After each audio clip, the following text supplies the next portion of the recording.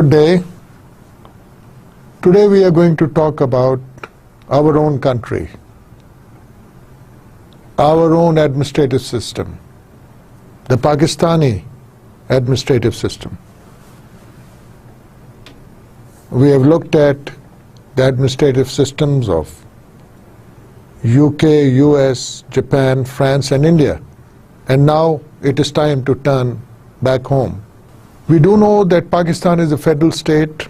This is a recap of what we have seen in our lectures on the Constitution of Pakistan. The executive authority of the Federation is exercised by the federal government in the name of the President, whereas the Prime Minister is the chief executive of the Federation and the Federal Cabinet exercises its authority through him. President का role जो है वो head of state का है. Latest amendment के बाद कोई खास पावर्स नहीं रही और जो ओरिजिनल पावर्स थी प्राइम मिनिस्टर की वो उसको रिवर्ट हो गई. तो अब प्राइम मिनिस्टर ही असल चीफ एग्जीक्यूटिव है इस वक्त पाकिस्तान का. And there is a list which is in the 4th schedule of those subjects to be dealt with by the federal government, and there is another list which is called the concurrent list. We have seen both these lists. So those subjects which are in the federal legislative list are in the purview of the federal government. So the federal government will have organizations, वो अदारे बनाएगी कि उन subjects के बारे में जो कुछ action लेना लिया जाए. वो मिनिस्ट्रीज बनाएगी फेडरल गवर्नमेंट. और इसी तरह जो प्रोविंसेस के एम्बिट में है उसके लिए प्रोविंसेस काम करेंगे और अपने अपने अदारे बनाएंगे. So all this structure depends on the division of subjects between the federation and the provinces. And as we see that provinces have recently, after the latest amendment, got more subjects to deal with. So they have created new departments, new organizations. And we also know that all residual subjects which are not covered in any of the above two lists rest with the province. So now we see these more autonomous provinces coming up, with the federation getting limited in its powers and the subjects it deals with.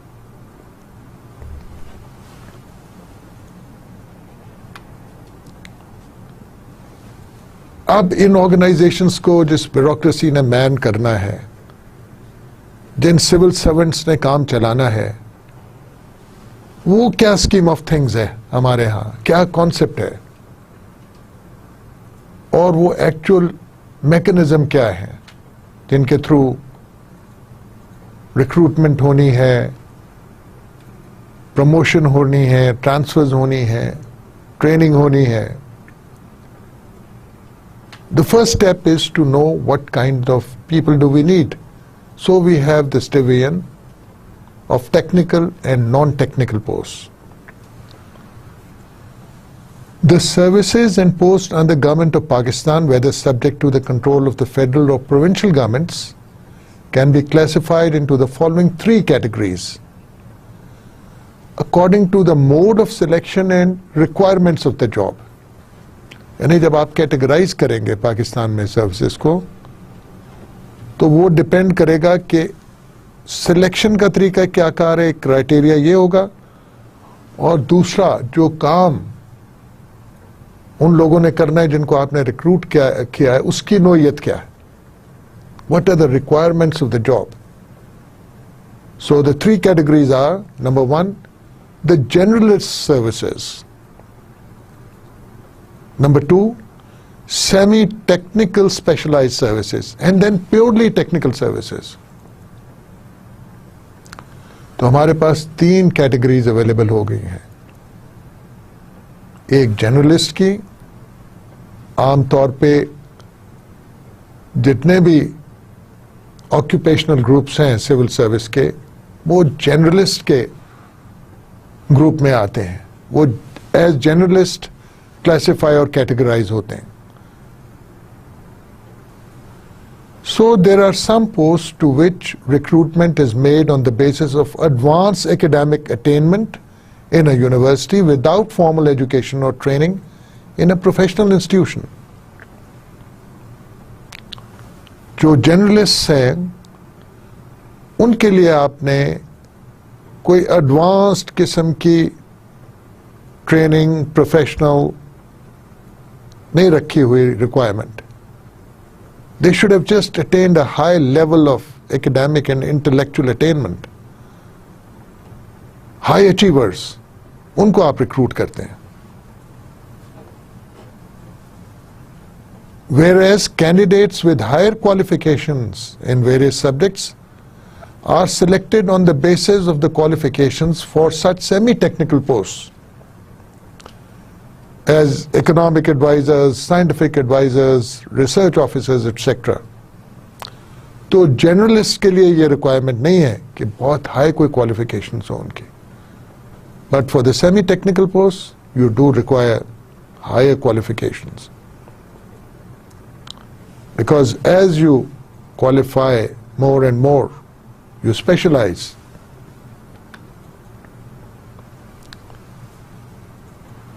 The purely technical posts, अब वो आ गई तीसरी category, are those to which recruitment is made on the basis of technical qualifications acquired mainly in professional institutions. यानी आपने इस किस्म की professional training ली हुई है कि आप बहुत स्पेशलाइज्ड काम कर सकते हैं. आप एक आर्किटेक्ट हैं, इंजीनियर हैं, डॉक्टर हैं, आप स्पेशलिस्ट हो गए.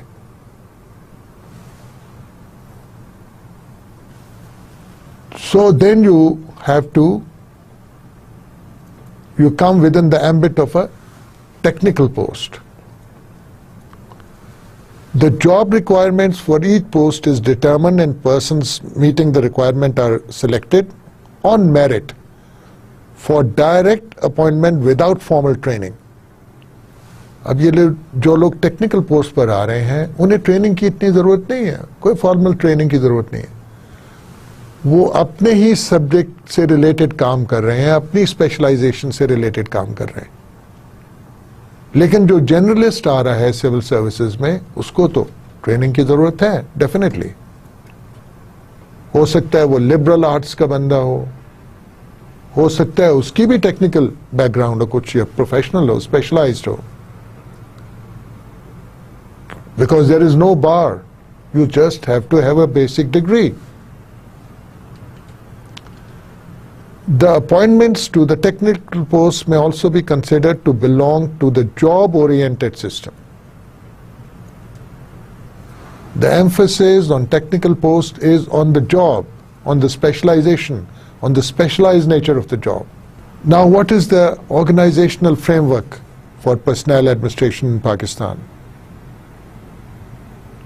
We saw in all the countries we had the central personnel agencies. We also said that, like India, Pakistan also has a personnel agency dealing with all other matters except recruitment, and that is called the Establishment Division. In India it is the Personnel Secretariat. So the organizational framework for a central personnel agency or focal point of personnel management within the federal government is the Establishment Division of the Cabinet Secretariat. तो cabinet secretariat की एक division है जिसको establishment division कहते हैं. वो सारे civil services, employ related matters of the federal government employees से डील करती है. As such, the establishment division is a repository of all regulatory powers in respect of establishment matters. उसने रेगुलेट करना है तमाम एस्पेक्ट्स को एम्प्लॉइज के, और वो इस ज़मन में it will issue necessary directions to all personnel agencies within the ministries and their departmental offices. और वो जो समझती है कि किस तरीके से रेगुलेट करना है एम्प्लॉइज की सर्विस को, यानी किस किस्म की ट्रेनिंग होनी चाहिए, कैसे प्रमोशन होनी चाहिए वगैरह वगैरह, वो इंटीमेट करती है मिनिस्ट्रीज को वक्तन फवक्तन कि आप भी उसको फॉलो करें।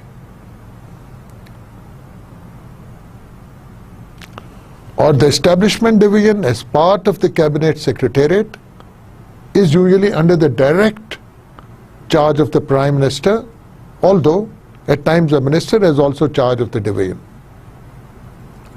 In most countries it is so. We saw that in almost all the examples. We saw that the Chief Executive is directly interested and does keep with him the central personnel agency which is responsible for civil service issues and matters. India में भी हमने ये देखा, पाकिस्तान में भी यही है, और दूसरे मुल्कों में भी यही है। या तो एक special minister for civil service हो जाएगा, या फिर प्राइम मिनिस्टर उसको डायरेक्टली देख रहा होगा। अब किन किन चीजों में एस्टैब्लिशमेंट डिवीजन का रोल आता है? When we are talking about federal government employees, बाकी मिनिस्ट्रीज भी रजू करेंगी एस्टैब्लिशमेंट डिवीजन की तरफ इन इश्यूज में। वो क्या है? Initial appointments other than those made by the federal public service commission, यानी जो मरकजी हुकूमत के अदारों में लोग रिक्रूट होते हैं और वो परव्यू में नहीं है फेडरल सर्विस कमीशन के, उनको कैसे आपने रिक्रूट करना है, अपॉइंट करना है, इसकी गाइडलाइंस एस्टैब्लिशमेंट डिवीजन देगी। और अगर फेडरल गवर्नमेंट्स की कोई terms and conditions of service change होनी है, उसकी नोटिफिकेशन भी एस्टैब्लिशमेंट डिवीजन करेगी। हर साल मसलन अगर पे इंक्रीज कुछ होना है, तो वो एस्टैब्लिशमेंट डिवीजन का काम है उसको डिटरमिन करना और सबको इंटीमेट करना और इन्फोर्स करना। Change in the statutory rights and privileges of any federal government servants, इसी तरह जो राइट्स और प्रिविलेजेस हैं उनको भी यही डील करेगा। Selection of an officer serving in connection with the affairs of a province for appointment in the federal secretariat. हमने देखा कि एक कोटा होता है प्रोविंसेस का, जिस तरह इंडिया में स्टेट्स का कोटा है फेडरल सर्विस में, उसको एनफोर्स करना, रेगुलेट करना और अपॉइंटमेंट करना सिलेक्शन के बाद इन लोगों की, ये भी यानी प्रोविंशियल एम्प्लॉयज जो फेडरल गवर्नमेंट में आना चाह रहे हैं, ये भी काम सिलेक्शन का एस्टेब्लिशमेंट डिवीजन करेगी। और उसमें जो भी मैटर्स हैं जिनमें फाइनेंशियल इम्प्लीकेशंस हैं, जैसे इंक्रीज इन पेज, वो सारे एक्सपेंडिचर प्रपोजल्स बना के फाइनेंस डिवीजन से डिस्कस करेगी एस्टेब्लिशमेंट डिवीजन। और final, before you go to a court of law or to administrative tribunal, establishment division will interpret the rules and orders which it has issued from time to time. यानी ministries उनको follow कर रही हैं, किस तरीके से follow कर रही हैं जो रूल्स एस्टेब्लिशमेंट डिवीजन ने कम्युनिकेट किए हैं। इस एस्पेक्ट को कहीं पर कोई अगर कंफ्यूजन आता है तो एस्टेब्लिशमेंट डिवीजन ने वो दूर करना। Then there are the rules for recruitment to any post or service, including the question of removing a post from the purview of the Federal Service Commission for the purpose of recruitment. ये एक बड़ा sensitive चीज है कि कौन सी post पर public service commission recruitment करेगा और कौन सी पर नहीं करेगा। अगर कुछ पोस्ट पर पहले कर रहा है और उसमें से अगर आपने कुछ पोस्ट निकालनी है, यानी कोई और तरीकाकार उनको रिक्रूट करने का रखना है, तो वो भी एस्टेब्लिशमेंट डिवीजन करेगी।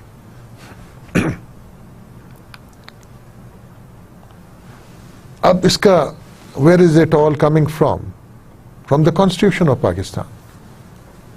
So in section 240 of the Constitution of Pakistan, provision has been made for regulating the appointment and conditions of service of the government employees. और हम वो देख रहे हैं कि recruitment appointment primarily federal public service commission करती है, और रेगुलेशन और term conditions and terms of service जो हैं और regulation of the services of the employees is being done by the establishment division. So an act was passed in 1973 called the Civil Servants Act, and this applies to all government servants who are holders of civil posts in connection with the affairs of the federation. लेकिन इसमें वो नहीं included है जो on deputation पे आए हों provinces से और फेडरल गवर्नमेंट में काम कर रहे हों, या जो कॉन्ट्रैक्ट पे या टेम्पररी वर्क चार्ज काम कर रहे हों, या वर्कमैन हों यानी लेबरर हों as described under the relevant law. बाकी सबको जो है रेगुलेट किया जाएगा under the civil servants act 1973। ये फेडरल गवर्नमेंट्स के लिए, फेडरल गवर्नमेंट एम्प्लॉयज के लिए। अब इस एक्ट में क्या क्या शामिल है? The tenure of office of civil servants, एक खास मुद्दत के लिए एक अपॉइंटमेंट होती है, उसको टेन्योर कहते हैं। आमतौर पे पाकिस्तान में रूल्स और कन्वेंशन के मुताबिक 3 साल का टेन्योर होना चाहिए हर पोस्ट पर, सीनियर पोस्ट पर। लेकिन हम देखते हैं कि ये खासतौर पे जो सेंसिटिव पोस्ट हैं, ये कभी टेन्योर पूरा नहीं होता सिविल सर्वेंट का। फिर एक्ट अपॉइंटमेंट्स का तरीकाकार बताता है, प्रोबेशन का तरीकाकार और उसकी कंफर्मेशन कैसे होनी है। प्रोबेशन वो टाइम होता है जब आप रिक्रूट हो गए हो और सिविल सर्विस में चले गए हो, आप काम कर रहे हो, और एक पीरियड है जिसके दौरान आपने सेटिस्फैक्टरीली काम करना है, और अगर आप सेटिस्फैक्टरीली कर लेते हो तो आपको कंफर्म कर लिया जाता है। अगर आप सेटिस्फैक्टरीली काम नहीं करते तो आपकी प्रोबेशन को या तो एक्सटेंड कर दिया जाएगा कि अभी आपको और देखना है कि आप इस काबिल हो कि नहीं, या आपकी सर्विसेज को टर्मिनेट करने का सिलसिला शुरू कर दिया जाएगा। सो वेरी इंपॉर्टेंट, प्रोबेशन और उसके बाद आपकी सर्विसेज की कंफर्मेशन। एक दफा आपकी प्रोबेशन खत्म हो गई सक्सेसफुली तो आप कंफर्म हो गए, कंफर्म सिविल सर्वेंट बन जाते हैं। फिर पोस्टिंग एंड ट्रांसफर्स का तरीकाकार और कॉन्स्ट्रेंट्स। फिर अगर आपने टर्मिनेशन ऑफ सर्विस करनी है, किसी को सर्विस से निकालना है, तो उसका क्या तरीकाकार है। एक और जो चीज होती है जो आमतौर पे as a result of disciplinary action होती है कि आपने कोई मिसकंडक्ट किया है, कोई बहुत बड़ी गलती की है, तो आपको सजा के तौर पर लोअर ग्रेड में रिवर्ट कर दिया जाता है, आप अपने ग्रेड से नीचे वाले ग्रेड में चले जाते हैं। इसका तरीकाकार भी वजह किया गया है। फिर रिटायरमेंट का तरीकाकार वजह किया गया कि रिटायर कैसे करना है एम्प्लॉयज को, और अगर रिटायरमेंट के बाद एम्प्लॉयमेंट देनी है, एक्सटेंशन करनी है या री एम्प्लॉयमेंट देनी है, उसका तरीकाकार क्या है। And then the conduct and discipline.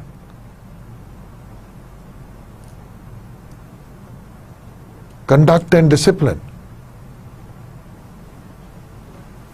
आपने किस तरीके से बिहेव करना है एज अ सिविल सर्वेंट। और अगर आप उस तरीके से नहीं कर रहे तो आपको डिसिप्लिन करने के लिए क्या तरीक़ाकार मौजूद है. देन पे एंड लीव. आपकी कितनी लीव एक्यूमुलेट होगी कितने पीरियड में,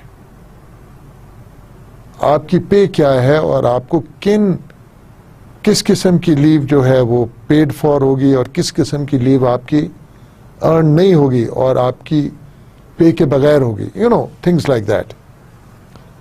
फिर pension, gratuity and provident fund, these are some of the things which the civil servant looks forward to on retirement. Then the benevolent fund and group insurance, which covers some aspects during the service. Appeals and representations. अगर आपके खिलाफ कोई decision हुआ है और आप aggrieved हैं, so how you will appeal and to whom you will appeal. And you can also represent and ask for relief from the same organization in which you are trying to impress that I have been wrongly, that I have been wronged. Or you can alternatively appeal to the tribunal. So the method of appeals and representations. And we should, and there is also a voluminous edition called the ESTA Code. ये Establishment Division ने एक बहुत मोटी किताब बनाई हुई है जिसमें इन तमाम एस्पेक्ट्स को 1973 के रूल के मुताबिक, एक्ट की स्पिरिट के मुताबिक इन डिटेल डिस्कस किया गया और कवर किया गया. So that is a very big resource available to the civil servants vis-a-vis their various issues connected to employment. अब हमारे यहाँ जो generalist services हैं उनकी आगे ग्रुप्स में कैटेगराइजेशन है और वो अल्फाबेटिकली ये हैं. अकाउंट्स ग्रुप है. अकाउंट्स ग्रुप के जो ग्रेजुएट अकाउंट्स ग्रुप जो लोग एंटर करते हैं, जो सिविल सर्वेंट्स आते हैं, they may rise up to be the auditor generals और the accountant generals of provinces or even the Auditor General of Pakistan. They will be also manning accounting wings of big organizations. They will be looking after all the accounting system of the government. And they may also find their way into the finance division because their background is very relevant. Then Commerce and Trade Group. This is the group which mans our Commerce and Trade Ministry, and also most of the commercial attaches or commercial counselors posted abroad come from this group. And then the district management group. These are the people who man the districts.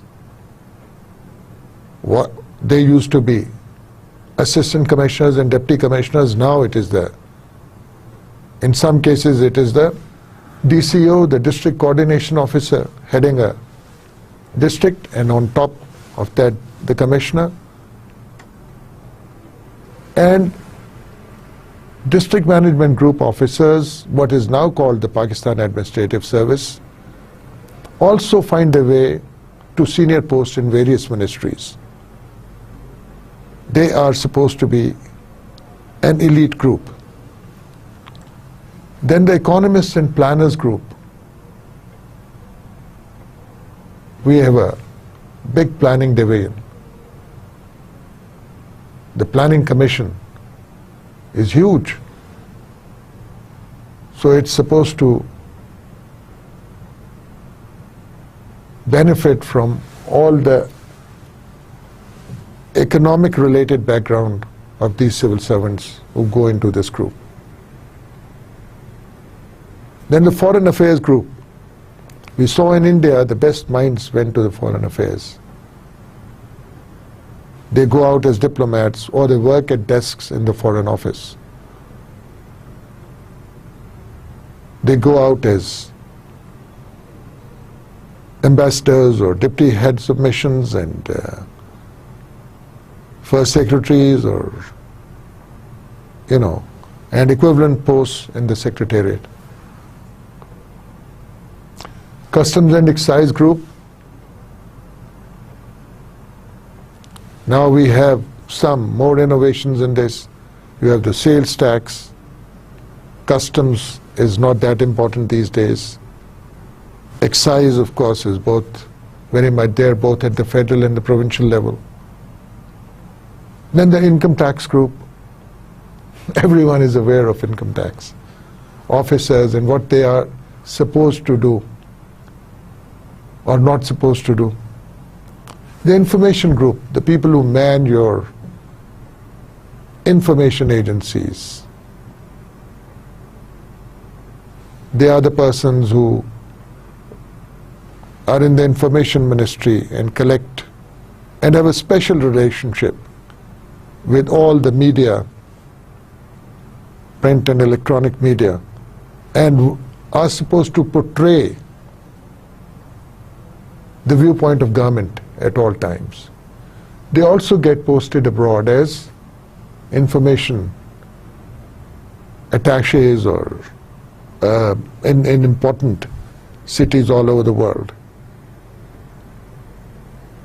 Military Land and Cantonment Group, this refers to the land use and control of land or administration of land within the limits of the cantonment. So these people are posted to the cantonment. These officers get posted to the cantonment boards and they administer land-related matters over there. The Office Management Group, they specialize in secretarial skills. They join the Federal Secretariat as a section officer and then rise up the rank.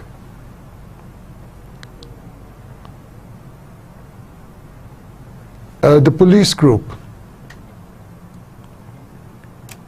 this is very clear.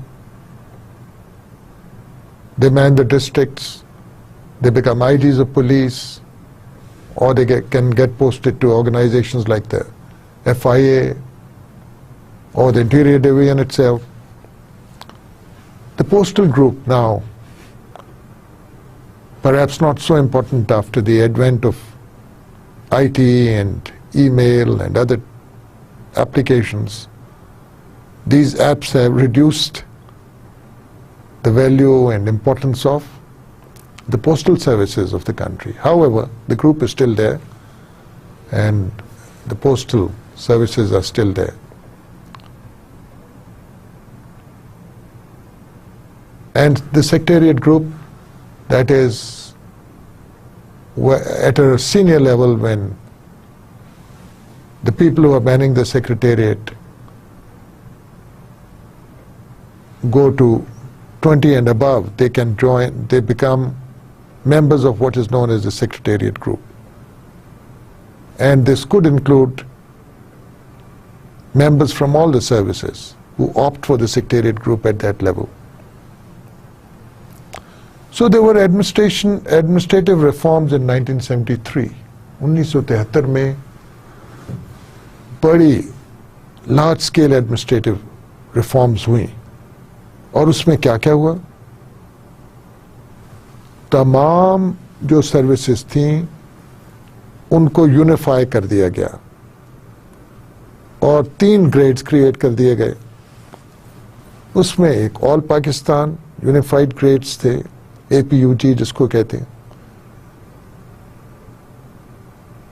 Equivalent of the all India services, फिर the federal unified grades and the provincial unified grades.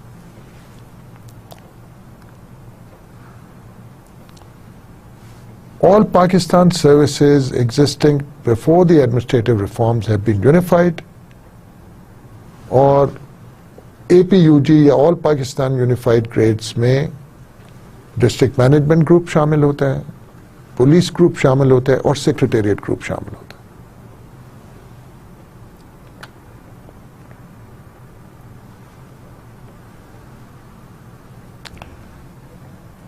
अब recruitment, how do we recruit our civil servants in Pakistan. हमारी वो पुरानी tradition colonial times की जो थी उसी पे बेस्ड है हमारा सारा सिलसिला, हम ये देख चुके हैं। So we have a merit bureaucracy, the kind of Weberian bureaucracy we discussed right in the beginning.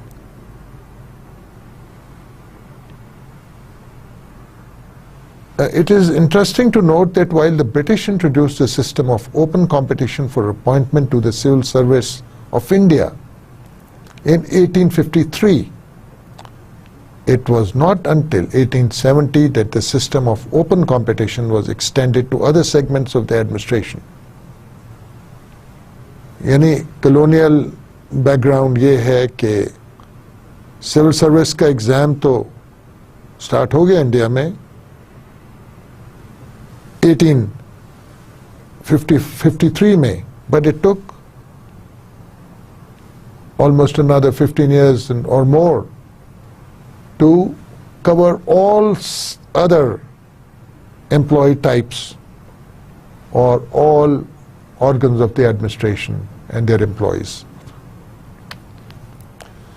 इस वक्त क्या क्राइटेरिया है हमारे यहाँ रिक्रूटमेंट का? कोटाज हैं और मेरिट कोटा 10% है, पंजाब का कोटा 50% है, सिंध का कोटा 18% है, KPK का कोटा 11.4% है और बलूचिस्तान का Kota 3.5%, primarily based on population. Of course, you take out a 10% merit quota, which is supposed to be for people who qualify on the basis of merit. So if there are 100 seats, there would be 10 people who would be getting in on the basis of merit. And then the quotas get into the rest of the seats. They determine. And these are basically on a population basis.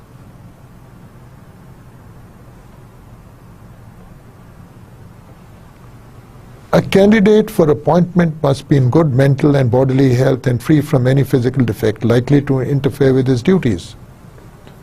Understood है कि जब आप एक civil servant recruit कर रहे हैं उसको healthy होना चाहिए हर तरीके से, मेंटल एंड फिजिकल।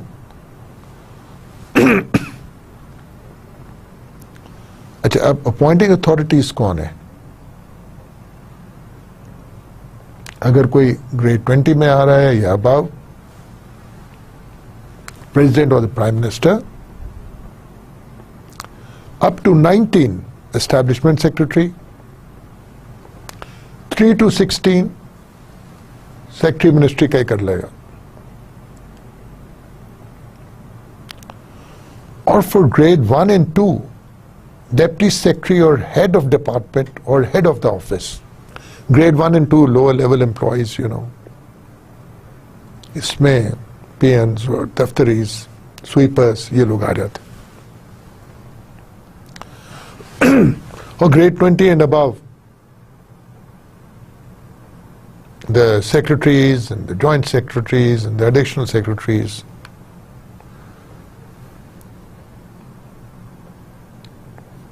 अब ओवरऑल जब हम देखते हैं, the appointing authorities for each category of posts have already been stated before, आपको पता है।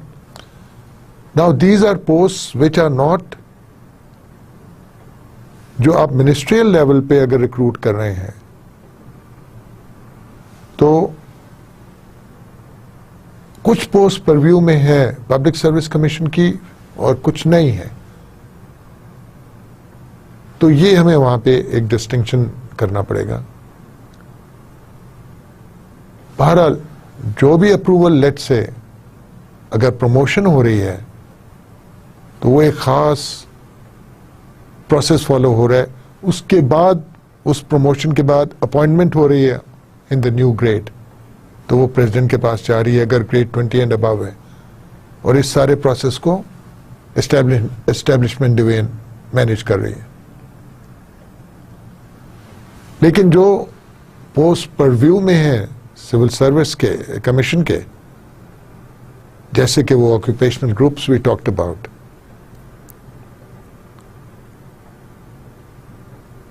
उसमें एस्टेब्लिशमेंट रोल डिवीजन का बहुत लिमिटेड रोल है। It just becomes a routing agency to the president और द प्राइम मिनिस्टर। सो अब recruiting main agency जो हमारे पास है, the most important recruiting agency is the federal public service commission, and it holds the central superior services examination.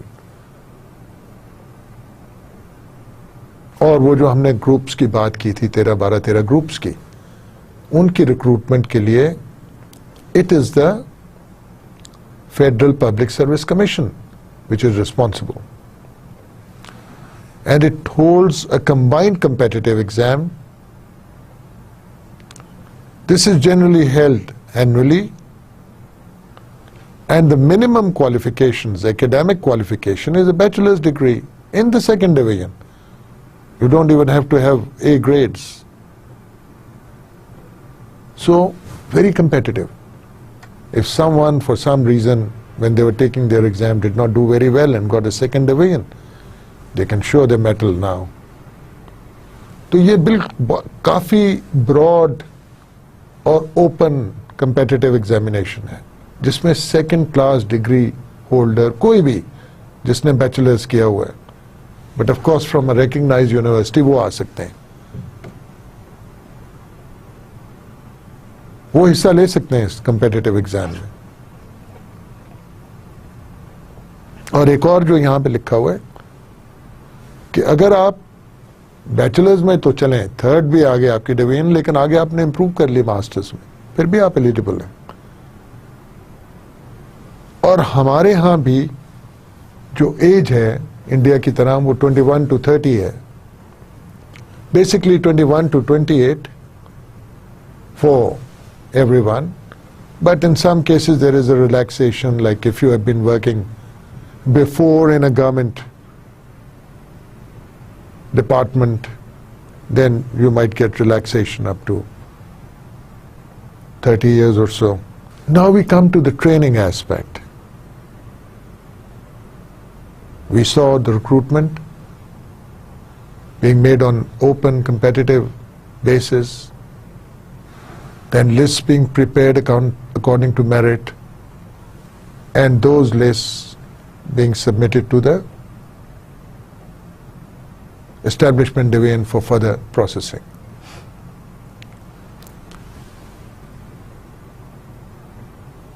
Then the training, the whole issue of training, training का जितना भी दायरा car है, जो भी जिस किस्म की ट्रेनिंग होनी है, वो एस्टेब्लिशमेंट डिवीजन ने करानी, और वो बहुत इंपॉर्टेंट है एफिशिएंट एडमिनिस्ट्रेशन को चलाने के लिए। हम ये पहले भी जब ब्यूरोक्रेसीज के बारे में डिस्कस किया तो इसको हमने हाईलाइट किया था कि ट्रेनिंग से ही फर्क पड़ेगा। Proper training can really give you very good administrators and civil servants. शुरू में जो है ऑन जॉब ट्रेनिंग ज्यादा होती थी, और एक छोटा सा कोर्स होता था, यानी आपको जॉब पे भेज दिया जाता था, लेकिन उससे पहले एक मामूली सा कोर्स हो जाता था। लेकिन 60 के बाद से प्रॉपर स्ट्रक्चर्ड ट्रेनिंग का कॉन्सेप्ट आया और ट्रेनिंग्स को फुल फ्लेज्ड इंट्रोड्यूस किया गया और इम्पोर्टेंस दिया गया। उसमें दो किस्म की ट्रेनिंग, जैसे हमने पहले भी देखा, प्री सर्विस ट्रेनिंग और इन सर्विस ट्रेनिंग होती है। अब प्री सर्विस ट्रेनिंग क्या होती है? ये ड्यूटी पे जाने से पहले those who have been selected as civil servants, they undergo this pre-service training, and the objectives of the training are कि आप उनको पब्लिक सर्विस के बारे में बताएं, प्रिपेयर करें मेंटली कि आपने सिविल सर्विस ज्वाइन की है, which is actually a public service, और इस्लाम का क्या इंपॉर्टेंस है पाकिस्तान में, इस्लामिक ओरिएंटेशन आप उनको देते हैं। और क्योंकि ये कॉमन एक सर ट्रेनिंग प्रोग्राम होता है, इसमें mutual understanding amongst members of the various groups, और फिर इसमें एक नेशनल आउटलुक भी डेवलप करने की कोशिश की जाती है कि हमने नेशन को सर्व करना है, नेशन की बेहतरी लानी है, नेशन की ग्रोथ करनी है, लोगों को सर्व करना है, उनकी वेलफेयर देखनी है। तो ये सारी कॉन्शियसनेस डेवलप करनी होती है। और ये भी कि एडमिनिस्ट्रेशन जो प्रोफेशनल एस्पेक्ट है उसका, एडमिनिस्ट्रेशन और मैनेजमेंट कैसे करनी है आपने, उसके असूल क्या है। और क्योंकि आपने मैनेजमेंट पब्लिक सेक्टर की करनी, तो आपको मालूम होना चाहिए कि गवर्नमेंट कैसे चलती है। So functioning of the government is also an important aspect of the training. You tell them how the government works, how do you plan for these major economic areas and major social areas of concern. So about planning, economic and social planning.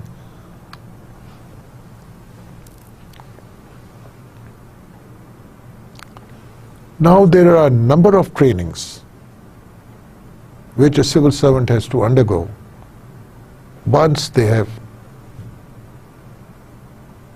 started their career as a civil servant and serving. They have to go for training from time to time, and these trainings are called in-service training.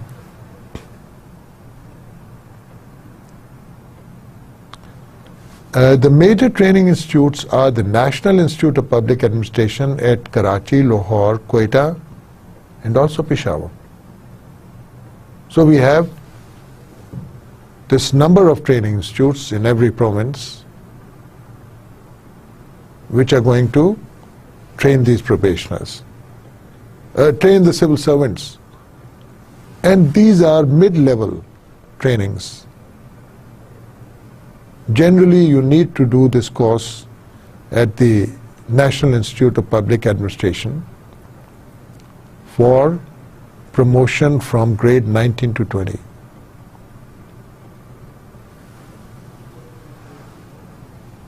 So they are also called NIPAs. NI, National Institute of Public Administration, stands for NIPA also.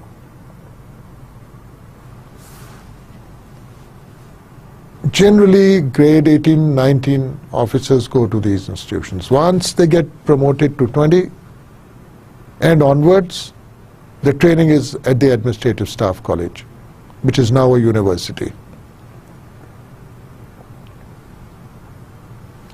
So this is a refresher course, and also to acquaint the civil servants with the changing times and the compulsions and the requirements and the adjustments to be made with the change in times. So these are change-oriented trainings. Not so much skill-oriented, but change-oriented trainings. There might be a change in skills too. Administrative and governance technologies, new technologies and methodologies might be there.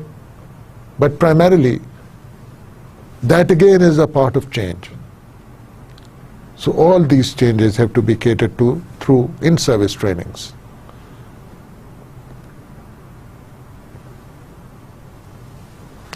And the highest level of training is when you are going to become a senior civil servant and going to be promoted from 20 to 21 grade. And this is conducted at the Pakistan Administrative Staff College. And alternatively, you can attend the National Defence University in Islamabad. They have equivalent value as far as the civil servant is concerned. But this is mandatory. And recently, a whole batch of trainings, very well planned and organized training programs for promotion from one grade to the other, for each grade, from 17 to 18, from 18 to 19, and 19 to 20, have been introduced. So now in Pakistan, we have a very elaborate training setup. It is yet to be seen what impact this new system of intensive training and compulsory training for promotion from each grade to the other grade, to the higher grade, will bring about. To what extent it will change the attitude of our civil servants towards the public at large. The impact of these trainings is still not visible to me, though. Then very important for the efficiency of any bureaucracy or civil service is the evaluation process. How do you evaluate the working of a civil servant? What mechanism or methodology is available? The evaluation should be systematic, scientific, and without discrimination. Prejudice or favoritism should not be there. So what kind of mechanism should there be? We are still going by the mechanism which was introduced by the British.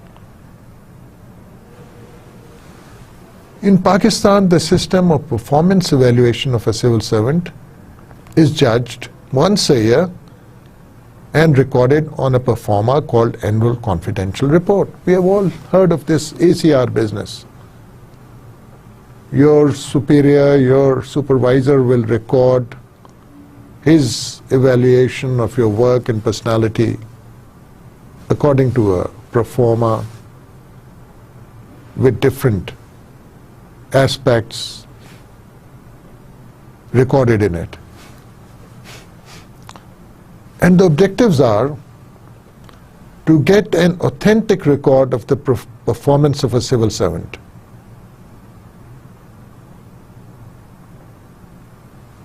And if you are going to appoint that person on a different job or promote him to a higher level, the next appointment, then this ACR is the only tool and record on which decisions of appointment and promotions are made.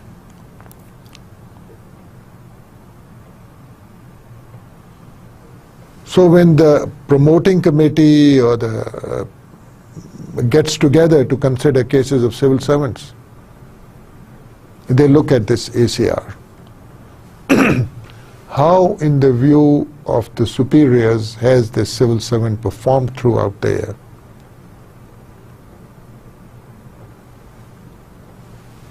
And it is used at almost all stages in the career of a civil servant.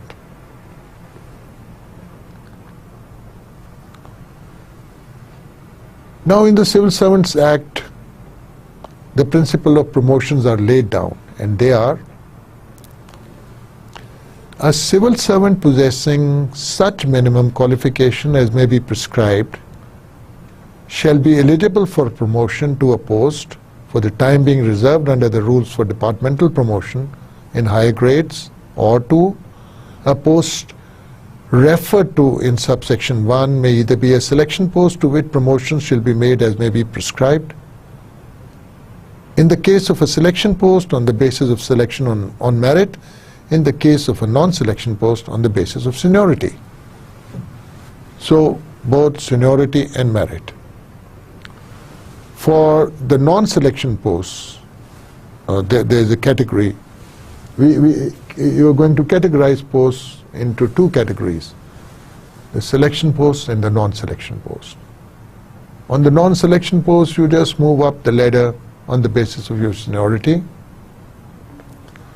But when it comes to a selection post, it is also the merit which is going to count, perhaps more so. And that merit in our system is only determined by the ACR. So the ACR makes you either get promoted or not as far as the selection post is concerned. So mostly you will find that in Pakistan it is what we call a seniority and merit kind of selection in actual practice. Although merit is emphasized very much, but in actual practice, like in many other countries, the promotion happens or is made on the basis of seniority and merit. It is not easy to overlook persons with the same seniority and not promote them unless there is really a big question mark about the merit of the individual involved. So the seniority along with merit, or sometimes we call it seniority cum fitness for a certain post, is the criteria for promotion.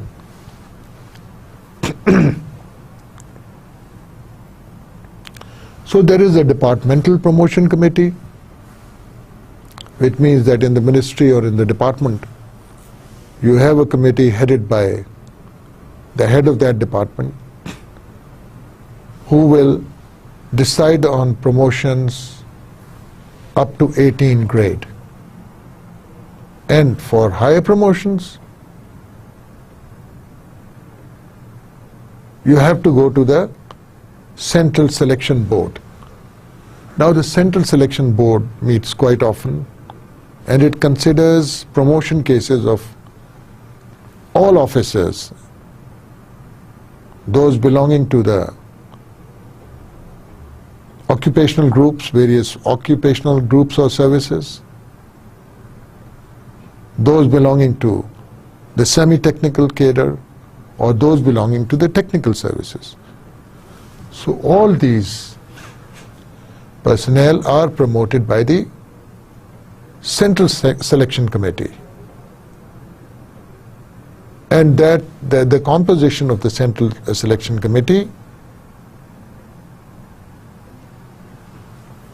is supposed to be presided by the senior most secretary or the cabinet secretary sometimes, from amongst the administrative secretaries. And generally the ministry from whose case is being considered, employees of the cases of employees of a particular ministry which are being considered, the secretary of that ministry is always co-opted on the Central Selection Board while cases of his division or his ministry are being dealt with. तो आपके पास दो कमेटियां आ गई, एक lower level पे promotion करने के लिए फ्रॉम ग्रेड 2 to 18, जो उसी महकमे का हेड चेयर करेगा, और एक वो बहुत बड़ी नेशनल लेवल की आप कह लें कमेटी, जिसमें आप पुलिस के लोगों को भी प्रमोट कर रहे हैं, फॉरेन सर्विस के भी, डीएमजी के भी, अकाउंट्स के भी, ये सारे ऑक्यूपेशनल ग्रुप्स के लोग आप प्रमोट कर रहे हैं, प्लस मिनिस्ट्रीज के लोग, वो सिविल सर्वेंट्स जो मिनिस्ट्रीज में एज टेक्निकल और सेमी टेक्निकल कैटेगरी में काम कर रहे हैं.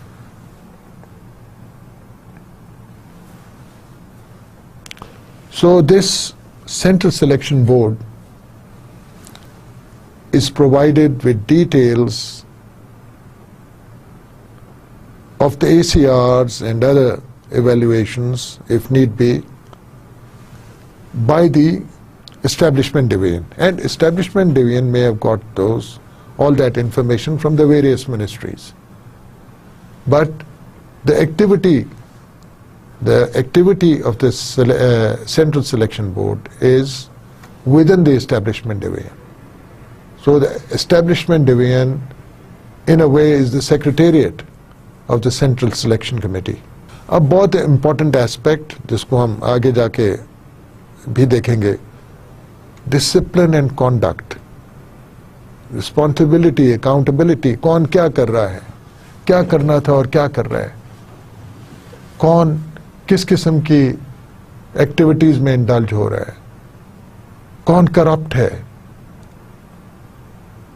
और हमारे पास क्या तरीकाकार है इन चीजों को काउंटर करने का. क्योंकि at the end of the day if a country has a civil service which is extremely corrupt, the country is bound to go down. And I hope we are not that way. And I hope we are not moving that way. That is a hope. Disciplinary proceedings can be initiated against a government servant if, in the opinion of the authority, the competent authority, the government servant is inefficient or has ceased to be efficient, or is guilty of misconduct, or is corrupt, or may reasonably be considered corrupt because of what reasons? He or she or any of the dependents or any other person through him or his behalf is in possession of property disproportionate to his known sources of income. यानी एक civil servant के non sources of income यही होंगे, उसकी तनख्वाह या कोई property अगर उसने इनहेरिट की है. अब इसके अलावा अगर आप ये देखते हैं कि शाहाना तर्ज है उसका रहने का और बेपनाह एक्सपेंडिचर हो रहा है और वे ऑफ लाइफ स्टाइल जो है वो बियॉन्ड हिज मीन्स है, तो फिर वो पैसा कहां से आ रहा है?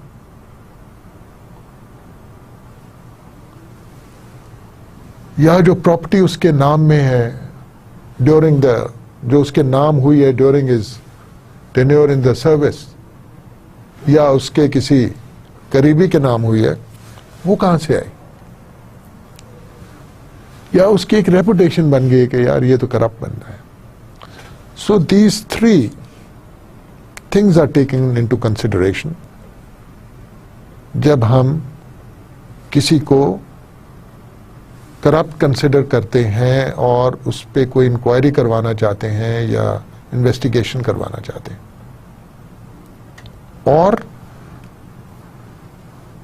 इज एंगेज्ड, यानी इसके अलावा चौथी चीज जो है वेरी इंपॉर्टेंट, जिसपे डिसिप्लिन करने के लिए उसके ऊपर इंक्वायरी हो सकती है, is engaged or is reasonably suspected of being engaged in subversive activities or is reasonably suspected of being associated with others or guilty of disclosure of official secrets to any unauthorized persons. यानी वो एक किस्म की ऐसी activities कर रहा है जो स्टेट्स के खिलाफ, अपनी स्टेट के खिलाफ है, पाकिस्तान के खिलाफ है. और उसमें एक ये भी हो सकता है कि इस किस्म की वो इंफॉर्मेशन दे रहा है जो सेंसिटिव नेचर की है, वो दूसरों को डिस्क्लोज कर रहा है जिनके पास वो नहीं जाने चाहिए थी, और वो फिर इंफॉर्मेशन कहीं से कहीं पहुंच जाती है. अच्छा, एक तरीक़ाकार फिर शुरू हो जाता है अगर ये बातें सामने आती हैं, उसकी इंक्वायरी की जाती है. एक पूरा तरीक़ाकार है इंक्वायरी का कि फेयर इंक्वायरी कैसे होगी. जिसमें उस एक्यूज्ड ऑफिसर को पूरी अपॉर्चुनिटी मिलती है अपना व्यू पॉइंट पेश करने का। लेकिन अगर उसको गिल्टी करार दिया जाता है, he can be awarded the following penalties. इसमें दो हैं, माइनर पेनल्टीज और मेजर पेनल्टीज, दो किस्म की पेनल्टीज। माइनर पेनल्टीज में सेंश्योर आ जाता है, यानी आप उसको कहेंगे कि भाई आपने ये काम गलत किया और ये इसका बहुत बुरा असर आपके करियर पर होगा, सेंश्योर। या you can withhold his promotion और इंक्रीमेंट, यानी आपने जो हर साल उसको इजाफी तनख्वाह देनी, इंक्रीमेंट कहते हैं, वो आप फ्रीज कर देंगे या उसकी प्रमोशन को डेफर कर देंगे।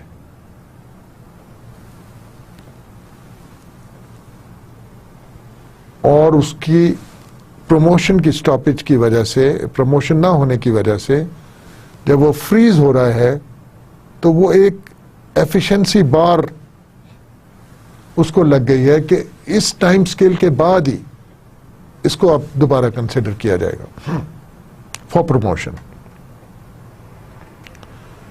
Recovery from pay of the whole और any part of any loss cost to the government by negligence, और अगर उनकी गलती की वजह से हुकूमत को नुकसान हुआ है तो उससे रिकवर किया जा सकता है। और जो मेजर पेनल्टीज हैं वो क्या है?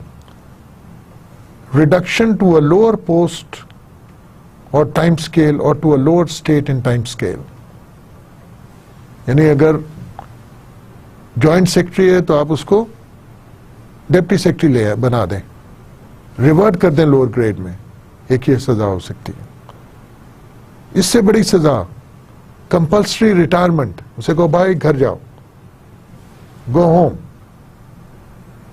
Then removal from service, retirement पे तो ये होगा कि उससे रिटायरमेंट के बेनिफिट्स मिल जाएंगे, लेकिन अगर वो रिमूव हुआ है सर्विस से या डिसमिस हुआ है सर्विस में तो वो नहीं मिलेंगे उसको। और डिसमिसल में फिर वो उसको अपॉर्चुनिटी ये भी नहीं है कि कहीं और नौकरी के लिए अप्लाई कर ले।